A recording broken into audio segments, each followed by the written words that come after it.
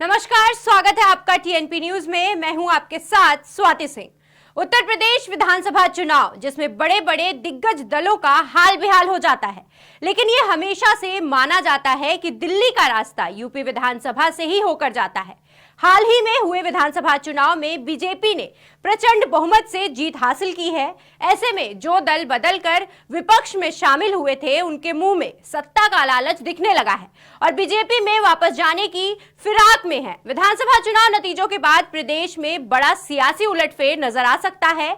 UP चुनाव में सपा प्रमुख अखिलेश यादव के नेतृत्व में गठबंधन कर चुनाव मैदान में उतरने वाले ओम प्रकाश राजभर के तेवर अब बदले बदले नजर आ रहे हैं। कयास लगाए जा रहे हैं कि ओपी राजभर फिर से बीजेपी का दामन थाम सकते हैं। देखिए ये रिपोर्ट।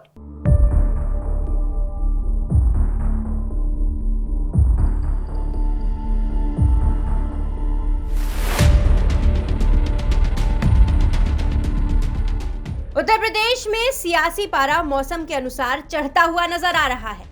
सुभासपा के अध्यक्ष ओम प्रकाश राजभर विधानसभा चुनाव के प्रचार प्रसार के दौरान अपने बयानों की वजह से चर्चा में रहे और अब चुनाव के परिणाम के बाद भी उनकी चर्चा खत्म होने का नाम नहीं ले रही है। बीजेपी पर भरे मंच से निशाना साधने वाले राजभर अब बीजेपी में वापसी कर सकते हैं। एक कहावत है कि अगर सुबह का भूला शाम को घर वापस आ जाए तो उसे भूला नहीं कहते। तो शायद आने वाले समय में इस कहावत को सुभासपा प्रमुख सही करते नजर आएंगे। अखिलेश यादव के साथ गठबंधन कर चुनावी मैदान में उतरे ओम प्रकाश राजभर उनको बाय बाय कह के बीजेपी के नेतृत्व वाले एनडीए में शामिल हो सकते हैं। ओम प्रकाश राजभर इस सिलसिले में गृह मंत्री अमित शाह के साथ ही धर्मेंद्र प्रधान और सुनील बंसल से मुलाकात भी कर चुके हैं। माना जा रहा है कि ओम प्रकाश राजभर को सुभासपा के कोटे से योगी मंत्रिमंडल में मंत्री भी बनाया जा सकता है। वहीं सुभासपा के राष्ट्रीय महासचिव पीयूष मिश्रा ने ट्वीट कर इस बात का खंडन किया है। उन्होंने ट्वीट कर लिखा है कि भारतीय जनता पार्टी से उनकी पार्टी सुहेलदेव समाज पार्टी नहीं मिलेगी। साथ ही उन्होंने लिखा है कि सुभासपा सपा के साथ थी, है और रहेगी। आपको बता दें कि साल 2017 के विधानसभा चुनाव में ओम प्रकाश राजभर की पार्टी बीजेपी के साथ गठबंधन कर चुनाव मैदान में उतरी थी।